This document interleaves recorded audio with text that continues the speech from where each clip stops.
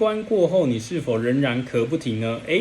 姜，我们可以使用这个生姜。生姜怎么用呢？我们生姜它有解表散寒，干姜则有温中的效果。讲白一点，就是如果体内有一些寒气，用生姜可以把它表散。尤其在台湾啊，我们很多人都是因为鼻涕倒流，因为有过敏的现象而造成它有一个咳嗽的反应。所以这样的咳嗽通常会在躺下去睡觉的时候比较严重，或者是现在夏天大家很喜欢吃冰的，对不对？吃完冰的也会让你的咳嗽加重。